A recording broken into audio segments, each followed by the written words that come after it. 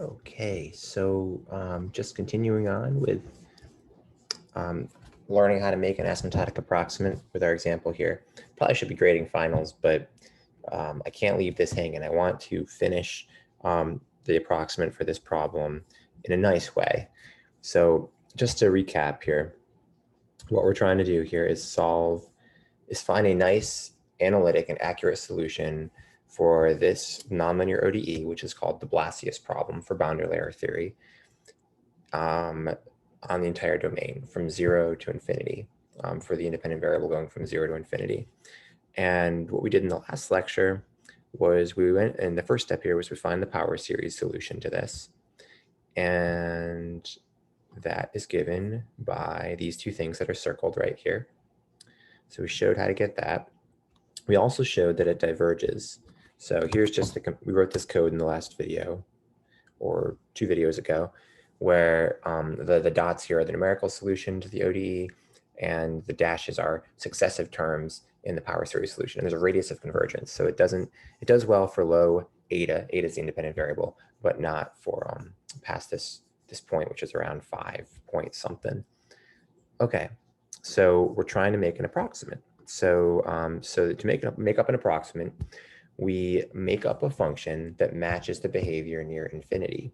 The behavior near infinity is given by this right here. And yeah, and you can put, and we'll talk about how to get that later, but just suffice to say, if you want to make an approximate, you need the power series solution about 1 point, and you need some information about another point. Now that information could come from something that you work on with the ODE itself. If you have the ODE, you could do some asymptotic expansion about infinity. Or maybe you don't have a differential equation. Maybe you just have a series from some physical problem, and you have some other known information about a different point. An example is the virial equation of state for fluid that describes low density fluids. And you might have some other information about the critical point, which is a point later on, and you can use that information to make an approximate. Anyways, going off on a little tangent there, this is the approximate form that we wrote down in the last video. The first 2 terms are exactly what we wrote, what is written down for the behavior near infinity. F goes like the independent variable eta plus some constant b, which we'll talk about getting later, and plus some function that goes away as eta goes to infinity, right? So the big thing here is that we choose these capital A's such that the expansion of this form is exactly equal to the power series solution, the expansion about 0. Okay, so that's how we choose these capital A's. And by doing that, we have a single equation that is accurate at infinity and accurate at 0. So the A's, the capital A's, help us get it to be accurate at 0, because already by writing it down is accurate near infinity. Okay, so we talked about how we get those. Now you can do that by algebra. Basically, you equate the approximant at 0 equal to the series solution at 0, and do some algebra to get the first capital A sub 0. And then you equate the derivative at 0 of the approximant and the derivative of the power series solution at 0. And you can find A1 and so on and so on.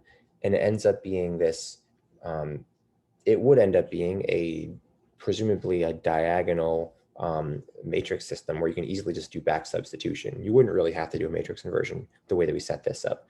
You might later on, but for this problem, still, it's a big of a pain, because you can see that to evaluate the derivatives of this, you just have to keep doing quotient rules or chain rule / product rules, depending on your taste, right? And that's a bit of a pain. So you'd want to recognize the pattern there and figure that out, which you certainly could do. And it's worth the effort just to sort of get into the weeds of get into the nuts and bolts of the problem to do that. But we found that there are faster ways to find these capital A coefficients than going through this process. which is equivalent to going through this process. And I wanted to show this first because this might be more, this is what we're doing essentially, and this is laid out clearly, I think, the work that needs to be done. But before we do that, I want to talk about identities, series identities, ones that are really kind of hard to find in common textbooks or a quick Google search. But if you dive deep enough, you can find these series identities that we need. Now, one that's not as hard to find is Koshi's product rule. That one's pretty common. And really all this is just, you can just think about this. If you were to multiply two series and do the FOIL on that, right, you would be counting, you would get this, right? You would get the jth coefficient times, you would count up doing the FOIL, and you would end up with this inner sum here and the outer sum as well. So these two sums right here describe the foiling process of multiplying these two series. If you're not familiar with the FOIL word, I don't know, that's something that, that's the acronym for first, outside, inside, last, right? For when you're doing it for, yeah, anywho. All right, so let's just keep going. So Koshi's product rule. Now there's a few other identities, and we're gonna need these identities not only for the next step in finding the coefficients of the approximant, but also these identities might be useful for just, in general, just finding, and for step one of this whole process, finding the series solution of nonlinear differential equations. Okay, so I just want to write that down. Before we actually code this up and put this into MATLAB, we want a better way to do it. And before we do that, we need identities. Okay, so our goal is to have a faster way, or even easier way, faster,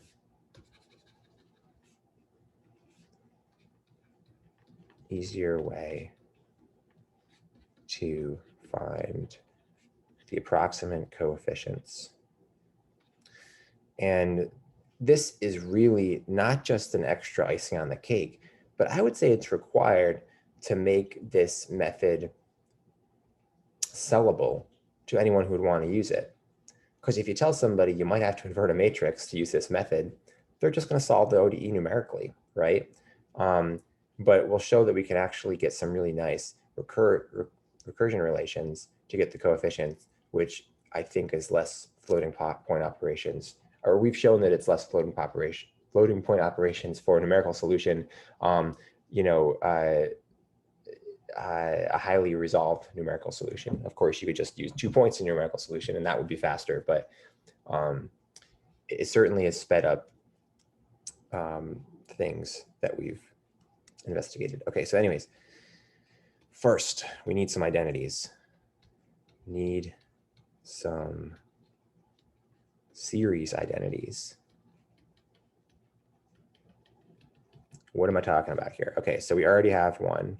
We can multiply matrices, right? So I'm just going to list that here. So we already have the multiplication of matrices. That's definitely something that we need, not just for series solutions, but also for approximants, right? So n going from 0 to infinity.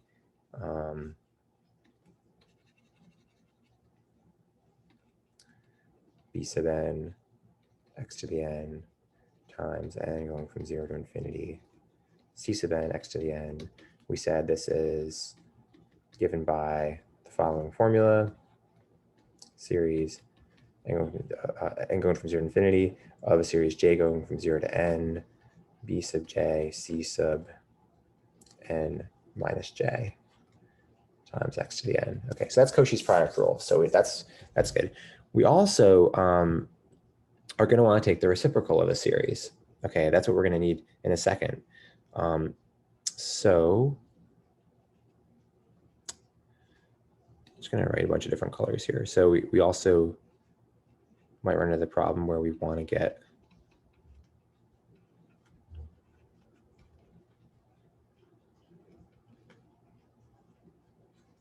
the reciprocal of a series, the expansion of that. Basically, we're saying, like, this is d sub n, x sub n, what does d sub n equal, right? there's a formula for that, and we'll work that out just in a second here, okay, because we're going to need that. So that's something that we can do. Also good for just solving nonlinear ODEs in general. Let's see, what else do we want? How about other things, right? So like e to a series.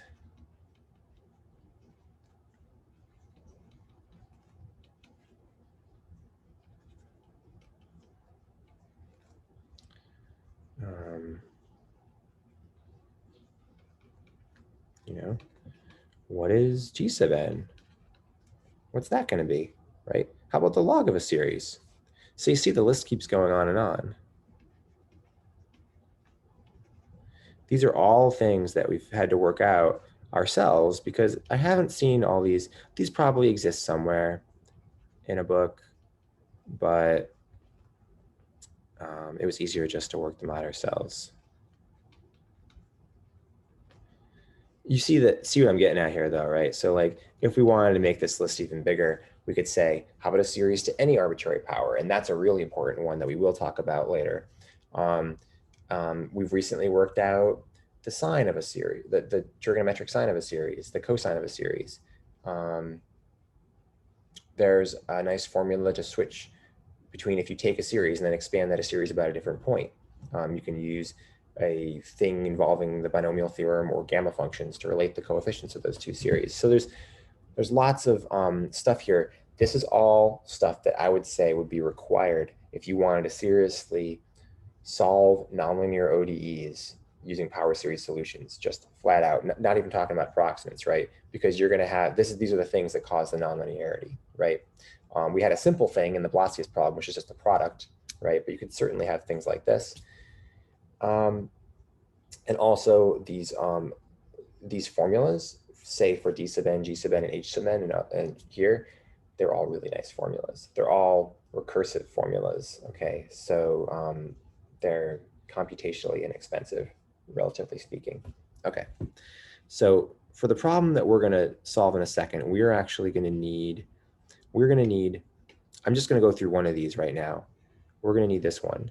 And I could just write down the coefficients here for D sub n, but we're gonna derive this formula. The reason because you don't know what kind of nonlinear function of a series that you're going to need to expand in the future. So it's better to show you the method or the approach to this, I think, than just write down the formula. Also, I don't remember the formula, so it's easier if I just derive it. Okay, so let's go ahead and do that. So say for our current problem,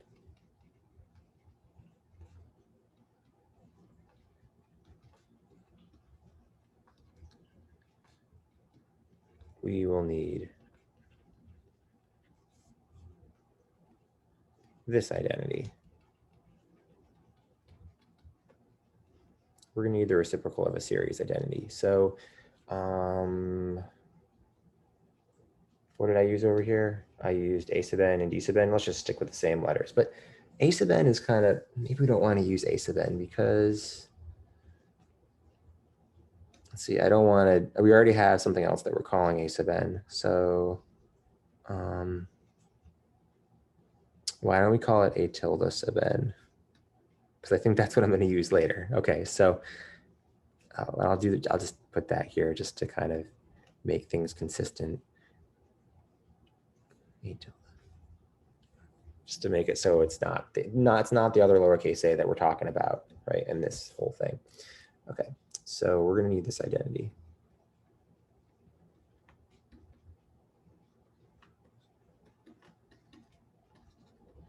We want to know what the coefficient, what the D sub n coefficients are.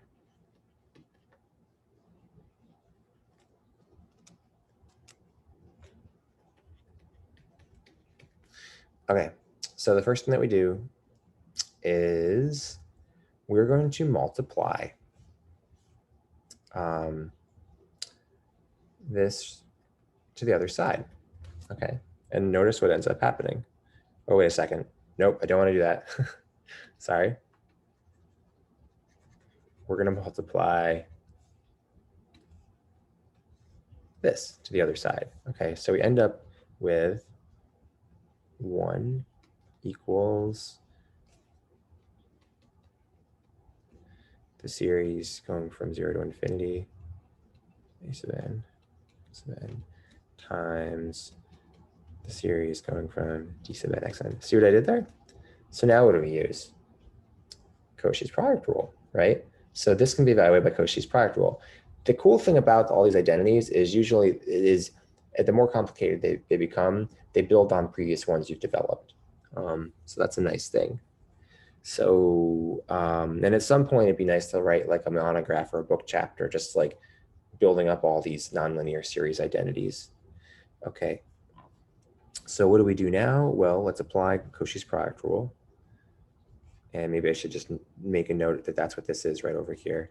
This has a name to it. Not all these have names to them. Most of them don't.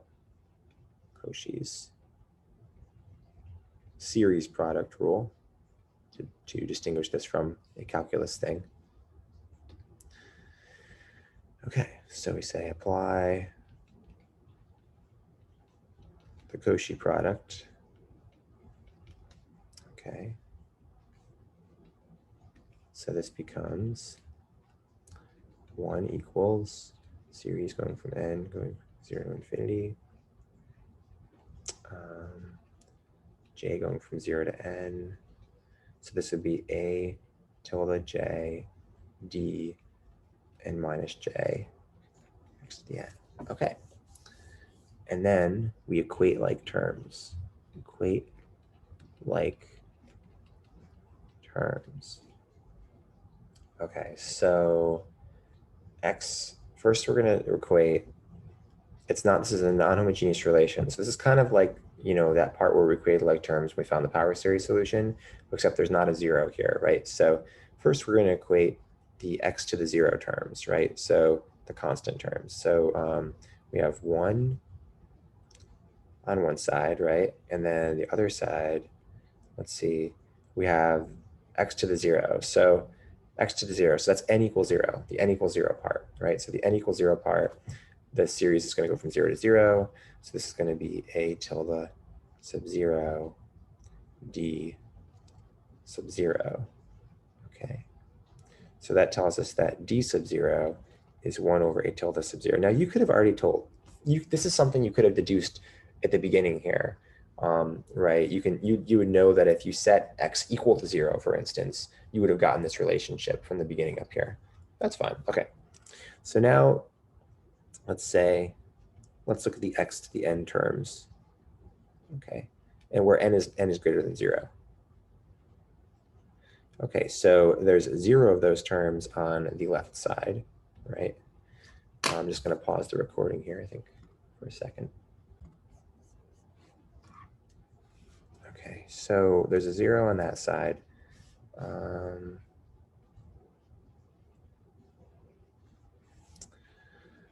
Okay, so the other terms we have are going to be, so for the x to the n terms, it's the thing in the square bracket, right? It's just the thing in the square bracket, basically. So this is going to be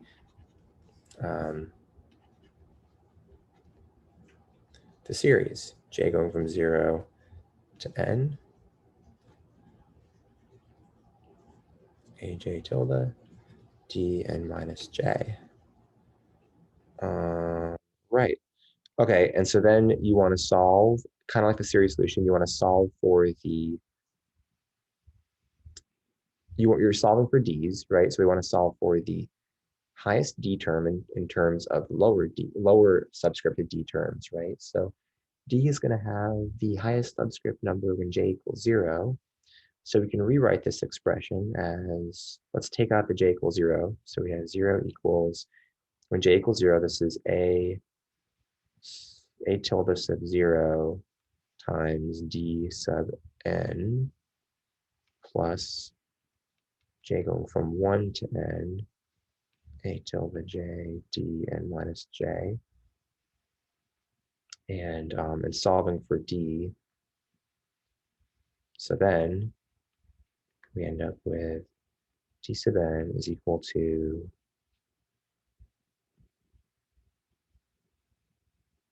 negative 1 over a tilde 0, j going from 1 to n, a tilde j dn minus j. Okay, so then we're done. So I'm just going to box in. This is what we're trying to find here. And these are the formulas that describe the coefficients. Look, it's a recursive formula. So this is something we're going to use in a second. So I know we took a diversion here from solving the problem and finding the approximant, but we're going to need this identity, okay, when we do this shortcut method. Okay, so back to this problem here. All right, here's the approximant. We want to find the capital A's. Here's what we do. I'm going to say this is going to be called step 4. I'm just going to say better step 4. Yeah, that's what we're going to call this. I'll say step 4 simplified. How we call it that? Okay. Step 4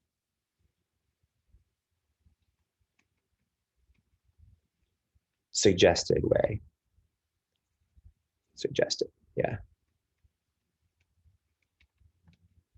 The other way was sort of the, I guess the we usually often call it the brute force approach, but you could call it the elucidating approach because it shows what's going on here algebraically. The next one, okay, so here we go. So we use algebra to isolate the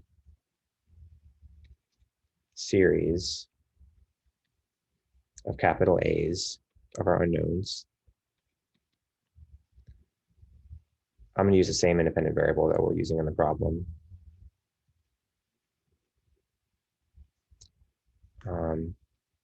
In the approximate. Okay, so just to remind you, so our approximate looks like it's eta plus this constant b plus 1 over series n going from 0 to infinity.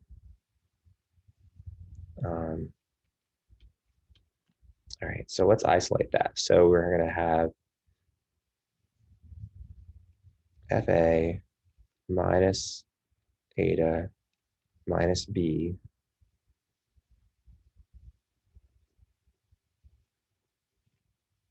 All right, the reciprocal of that is equal to this.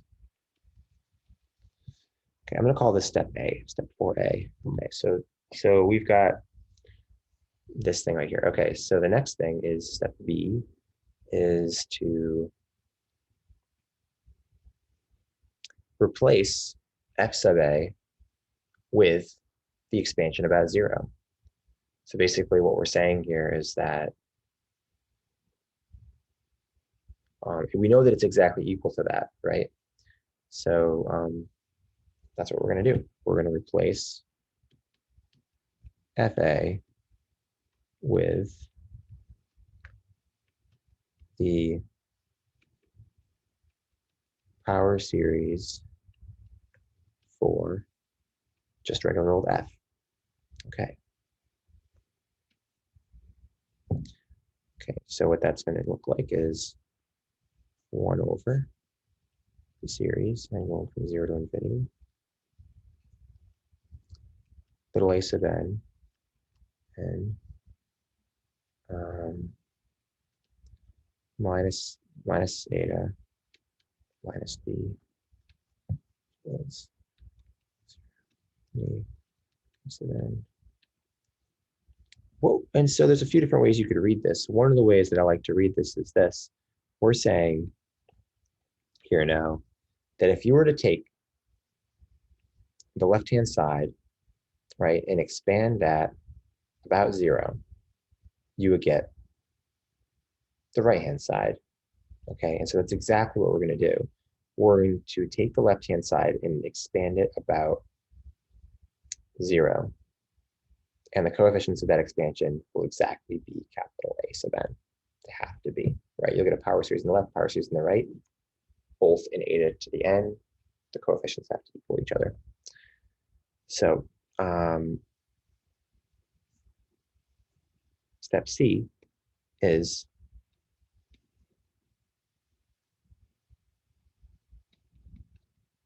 expand. Well, it's not always going to be on the left or the right. So how can I use some general language here?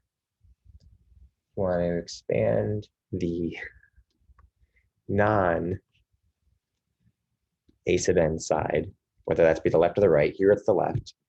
About, I'm just going to say eta equals 0 here because that's what we're using. But you can imagine 0 is not always your expansion point of your problem, right? So just replace 0 with whatever it ends up being for the problem you're doing. But just usually you can always map it back to 0. So expand about 0, the non-A inside about 0.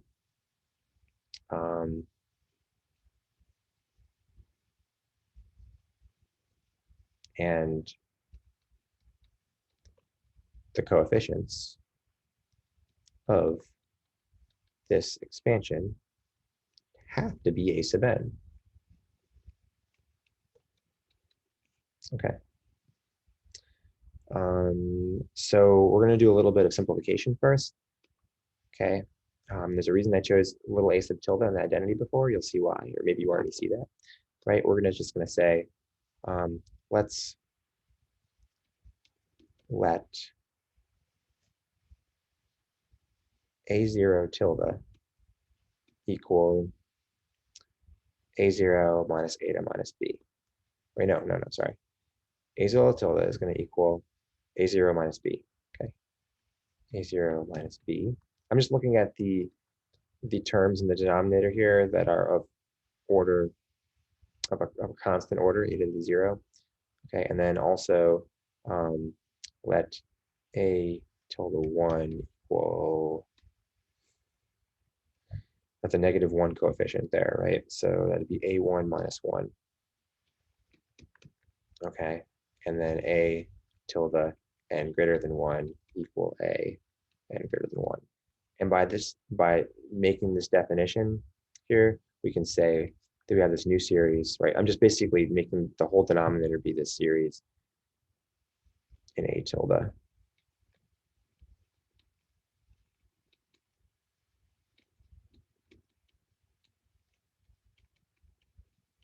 Okay, you can check back and see just to make this make sense, right? What we're doing is I want to make the denominators be a big series. I just want to lump in the negative eta with the A1 term, lump in the negative B with the A0 term, and make it just one series so it matches our identity. That's all. So we have that for simplification, right? And look at that. This is the identity that we wrote down. This is the inverse series identity. We just worked out this identity.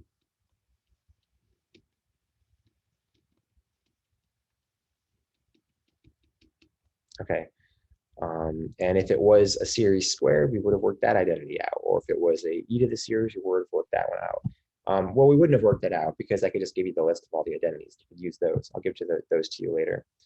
Okay, so looking back at our identity, here it is in green. All right, so look back at page. So I'm just gonna say, look back at this page right here. Let's see. So here, the D's are the capital A's. So just confirm that. Look, this looks exactly like what we have right here, but our capital A's are our D's in this case, right? So we just substitute, we write down those formulas. A sub 0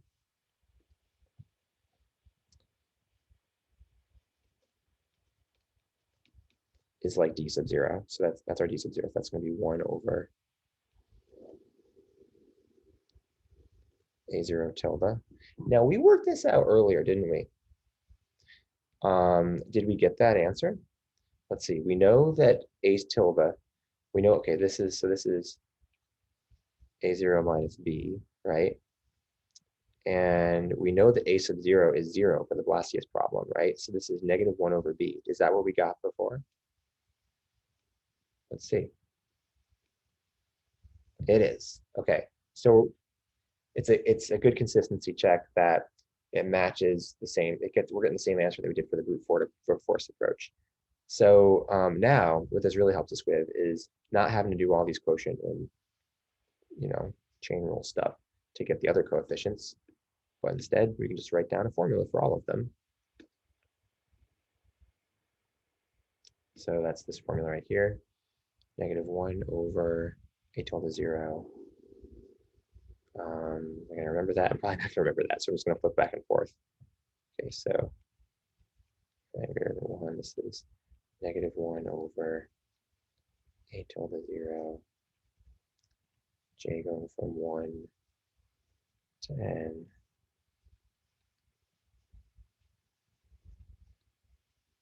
a tilde j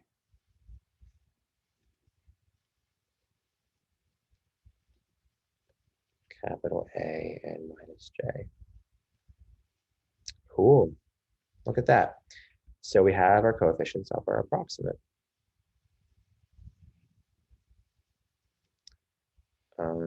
And our approximate was this, right here. Let's just write it all on one page so it looks nice. So finally, do we have any more steps to say here?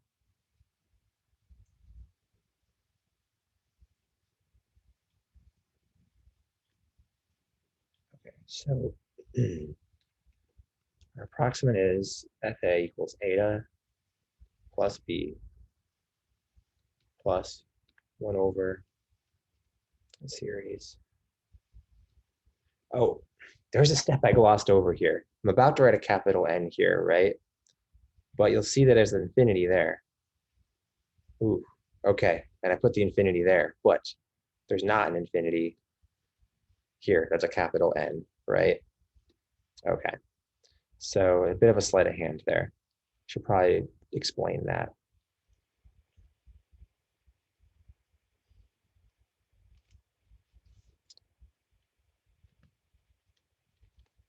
Let n be infinity. Okay, this is a little bit of a mathematical trick we have to play with ourselves. The identities that we use are only good for infinite series, right? If you took an expansion of a reciprocal of a series and you truncated it, there's always going to be leftover terms on one of the sides. So you have to let it go to infinity on both sides, okay? So the trick that we do here is that we increase n up to infinity, apply the identities, and then we say, good, we got our answer if n was infinity, but now we're only going to ask for n of them. I know this seems silly, but to make it formally correct and to use those identities, we have to bump it up to infinity and then bump it back down to n again. Okay. So let n be infinity when you do this. And then I should say,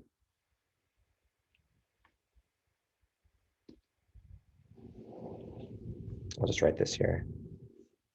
And we can make this the last step. We can make this step D, write down the approximate. And we'll say this is A comma N, because this is a formula where we're only gonna ask for N of them. Only plot or request, or whatever, however we want to say this, request and coefficients, okay? The reason this is important is because we're calling this a closed form solution, right? So if this is a series that goes up to 4, then it's a closed form solution, right? It's a solution that is analytic and it matches the 0 expansion up to the 4th derivative. So we want to avoid this from being something like a Fourier series or a power series solution where it's only accurate as you go to infinity. No, it is exact up to the nth term in the expansion if you choose n of them. This is the nice thing about it. Which I guess you could say the same thing about those other things I just mentioned, those series. Okay, so anyways, I like having the n there. Okay, so a sub n A to the n. Okay, so that's that. And then we said that where we know that a sub 0 is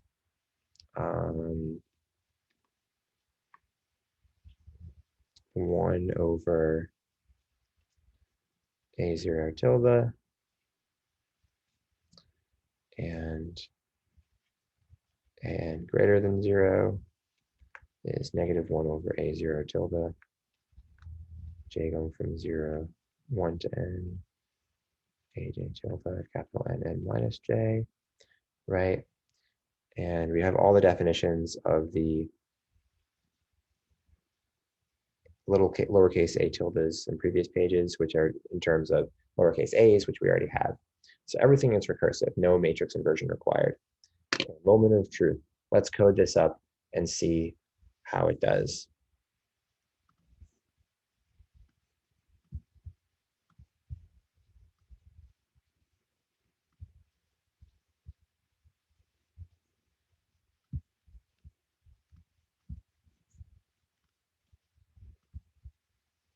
If I can split the screen. Okay, here. All right, well, first we want to put in the a tildes, right? So let's do that. So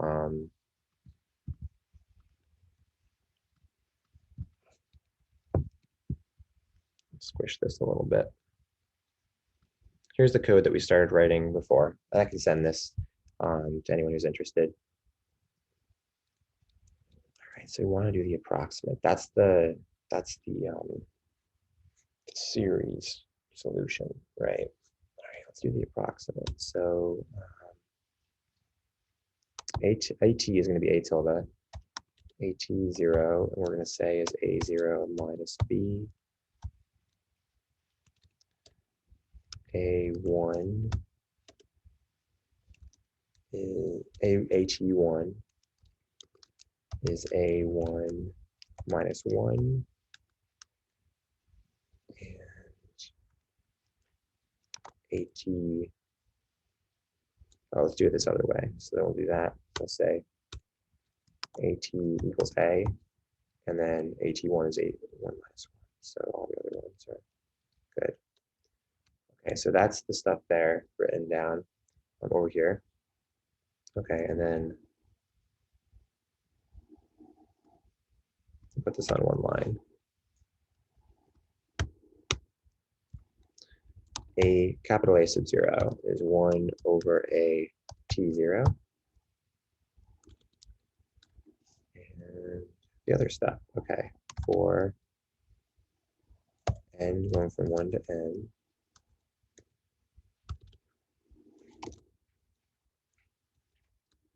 A sub n, let me pause this for a second. Okay, so one thing we didn't write in here, and I'm surprised MATLAB's not complaining about this, is that I didn't put capital B in here. Did I have something else here that I called capital B? No. Okay, so according to Wikipedia, capital B is this number, which is different than the number that I used in a paper, but also kappa is as well. I'm guessing it's a different similarity transform that was used to get to the ODE. That's okay.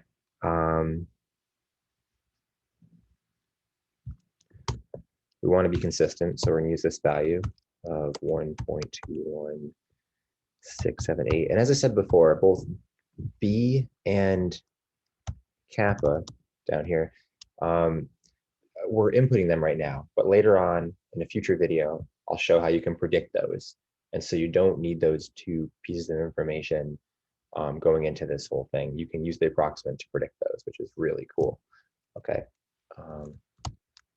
This is an asymptotic constant.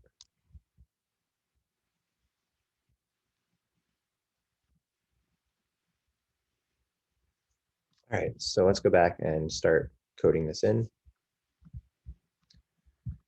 So capital A of n is equal to -1, or we'll say negative, how about a sum, we'll call it, divided by a tilde 0. And we have to define a sum up here. A equals 1 to n. And in MATLAB can't index at 0, so to figure out what we need to pull outside of the sum, it's going to have a problem when j is equal to n again, right? So we're going to j 1 to n minus 1. And we'll say that a sum up here is equal to a tilde n, because we're evaluating j at j equals n, times a capital A sub 0.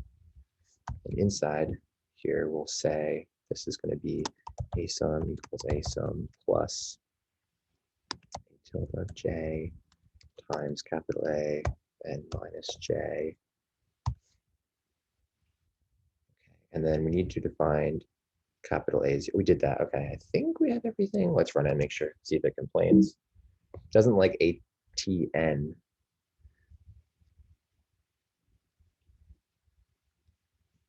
On line 46. Oh, of n, AT of n. Okay, that seemed to work out okay. All right, so the approximate's coded up. Well, the coefficients are coded up. Let's put the approximate in. So we'll do this just like we did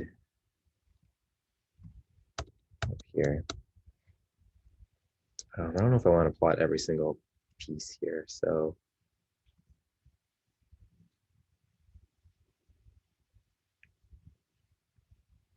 whatever, I'll leave that in. All right, so for 1 to n, fa, we said this is, let's just copy this down from the Jamboard, right? It's right here.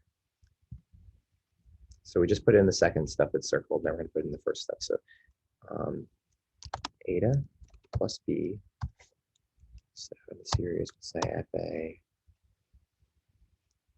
focuses n equals, oops, okay, we're going to say, what are we going to call this?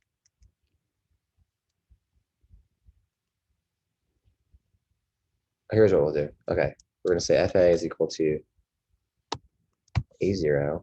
We're gonna make the sum, and then we're going to divide and add stuff, do all that sort of stuff. Okay, so fa equals fa plus capital A of n times eta to the n. I know that's just the denominator, so fa is equal to eta plus b plus 1 over fa. Okay. There we go. All right, just a second.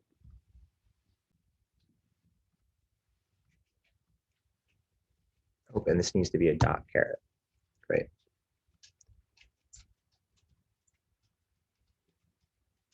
Okay, how do we want to do this? Why don't we plot them one at a time? So eta, so fa versus eta here. And I'm going to pull this outside of the sum for the series because we don't want, I don't think we need to, we just wanted to show divergence before. I don't think we need to show that anymore. So pull that outside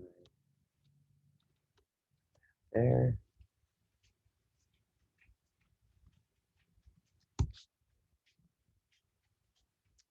And we'll see if this runs.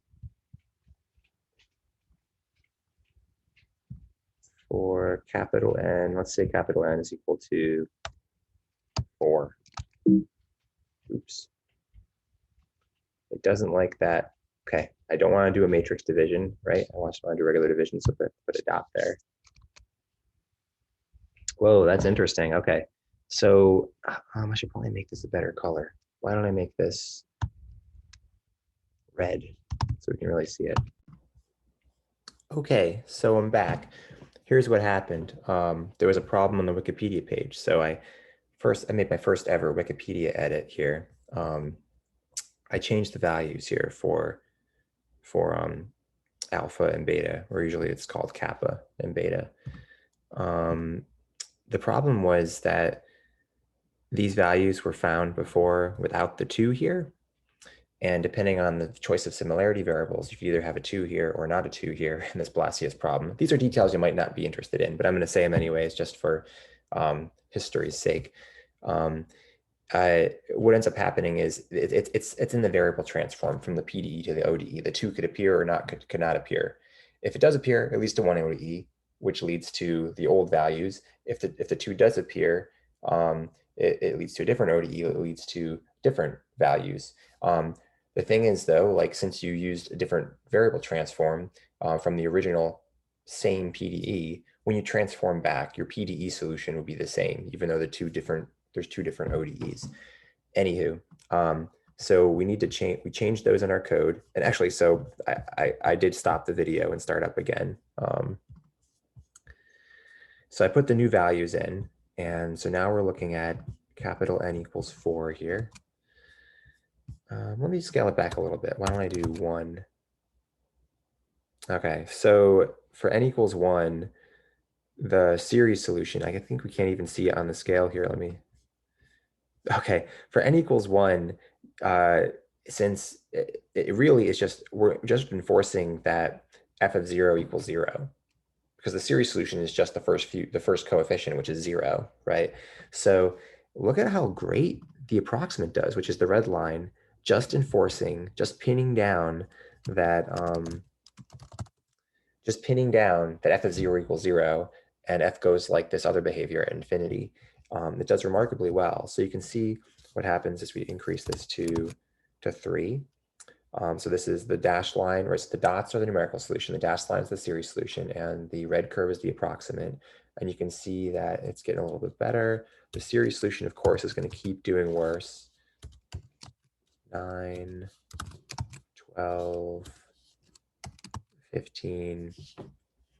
So this is interesting. The approximant doesn't seem to be doing much better. Now I wonder if it's the numerical solution itself. So look at that. The numerical solution was having a problem. The approximant was actually doing better than the numerical solution. It's hard to see the numerical solution though. So why don't I skip every 100 points.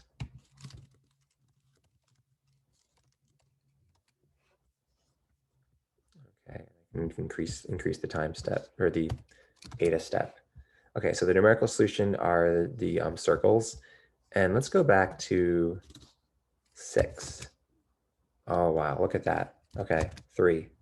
Okay, so as you can see, approximate with N equals 1, just pinning down f of 0 equals 0. Approximate with N equals 3, using 3 terms of the power series and the asymptotic behavior. There's still a little bit of a gap here. Bring this up to 6, 9, 12. I mean, it's just snapped right in. The series continues to not be able to pass the radius of convergence, but the approximate snaps right in. Okay, so I hope this convinces you that approximants aren't terrible. You probably already were convinced of that if you're watching this video. But this is a simpler problem, right? And you might be dealing with more complicated problems. So I'm going to put this down for now. I have to grade my finals. And then I'm going to pick up and make another set of lectures where we'll talk about a bunch of things, including how to predict constants like these two values, b and what's normally called kappa, how developing series identities for the expansion of nonlinear functions of series, and also more advanced approximates. We'll work on a few more problems where we can get these nice recursion relations for the coefficients of the approximates, but we'll also talk about some problems where you can't get a recursion relation and what to do then. Okay, so I'll sign off for now, and I hope that you have a good morning, afternoon, or evening, depending on where you are and when you're watching this.